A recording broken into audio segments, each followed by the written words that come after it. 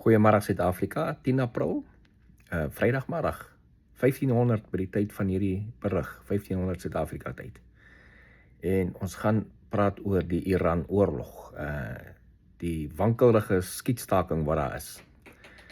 Skietstaking is nou, jy kan nou sien, daar is baie minder skote oor en weer as wat daar was op dag 1 van die skietstaking, want soos ek op dag 1 al gesê het, dit gaan tyd vat vir die kommunikasie, veral in die Iran kant, om by al die magte op die grond uit te kom. Dit lyk my dit meeste uitgekom op die grond nou. Daar was gister net een strike in die rigting van Kuwait met drones, maar verder was dit stil. Daar was gister 'n strike in Israel met rockets, maar dis van Hezbollah af, nie van Iran af nie, en Israel het ook Hezbollah teikens in Beirut geslaan.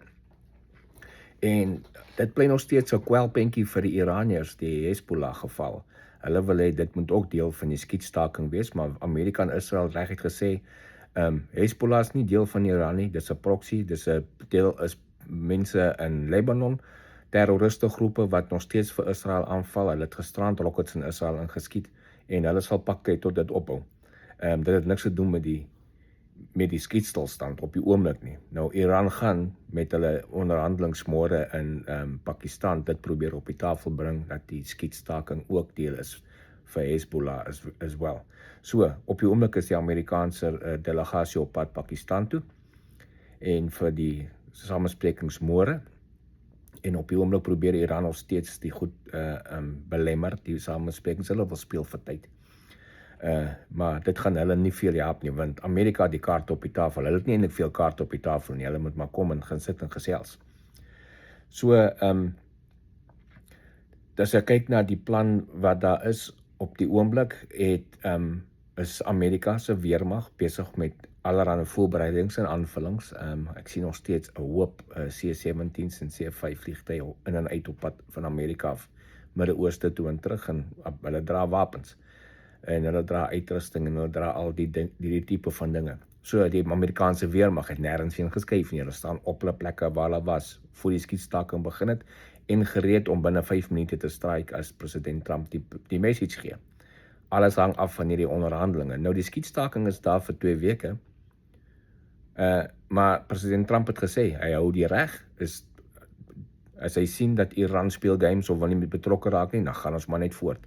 En hierdie keer sal hy voortgaan met die groot strike wat hy beplan het, net voor hy die skietstaking afgekondig het, nou die aand, Dinsdag aand.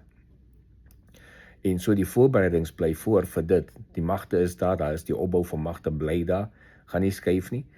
Deel van Iran se versoeke is dat alle magte uit die Midde-Ooste onttrek, alle militêre magte van Amerika het heeltemal uit die Midde-Ooste onttrek, en daai is 'n no-go, het gaan nie eens gebeur, hy kan dit maar van 'n papiertjie afval, maar dit sal nooit gebeur nie. Intussen het Iran nie met die Strait of Hormuz, hulle kom nie regtig hulle kant van die deal na nie, daar is nog net 8 skepe deur in die laaste 48 uur, en dan moet about 100 skepe deurkom 'n dag, so hulle dreig nog steeds om enige iemand wat in die Strait of Hormuz te gaan met dronebote of iets aan te val, so daai mense is nog steeds maar bang om te gaan, die olietankers.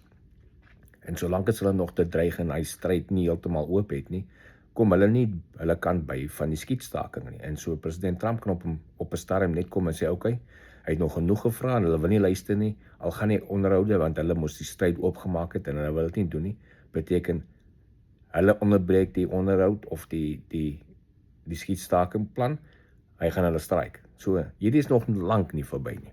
Hooplik môre kom hulle uit met 'n ding en dit kom op 'n punt waar dit nou kan rustig raak, want dis die enigste ding wat gaan help. Hulle moet kom tot die tafel en praat, maar as dit nie gebeur nie, wel, dan gaan hierdie oorlog nog 'n rukkie aanhou.